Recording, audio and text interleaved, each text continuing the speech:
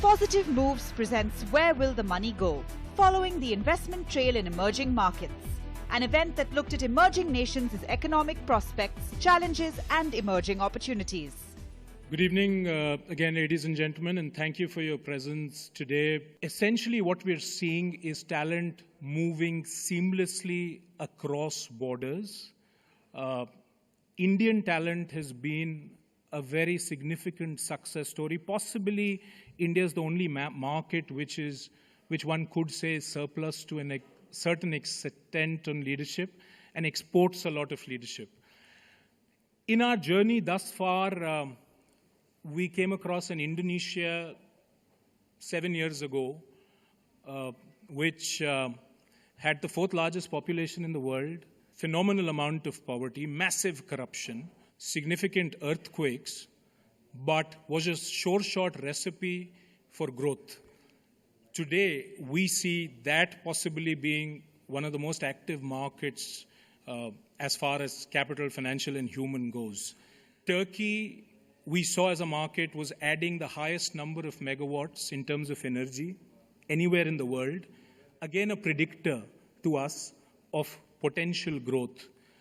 Australia had a very significant two-paced economy with at one stage $500 billion being poured in as FDI.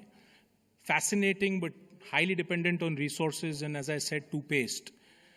As this went along, we came across a book called Breakout Nations, which beautifully summarized what was going on in each of these markets. And that was something we were witnessing on the ground.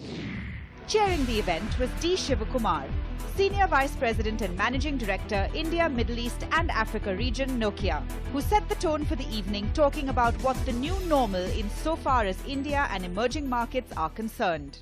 All my life I've worked in emerging markets and currently cover a number of countries in emerging markets. So my experience and what I have really seen is what I'm going to discuss here today. First, there is no definition of an emerging market. Okay?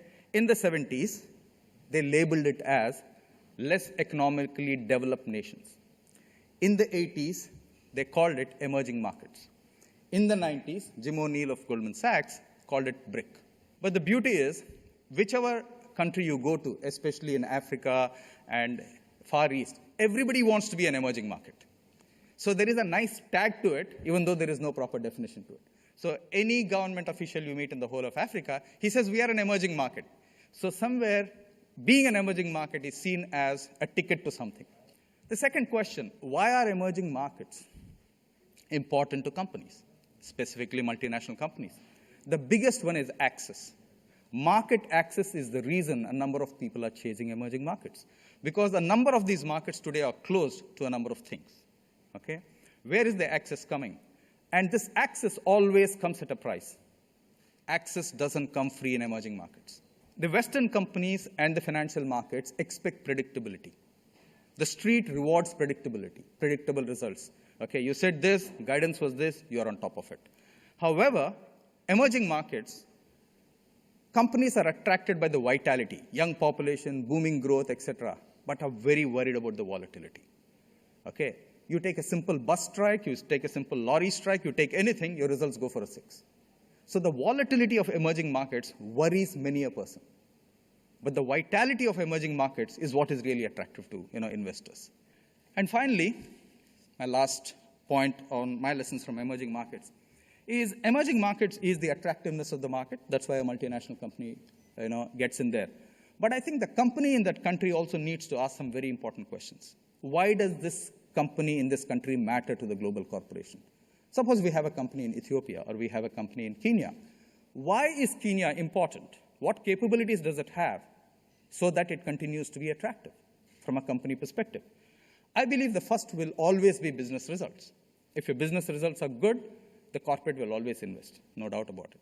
The second is talent, people talent. That's the other thing which companies will want to leverage. Okay, so that's the other capability that the local country must have.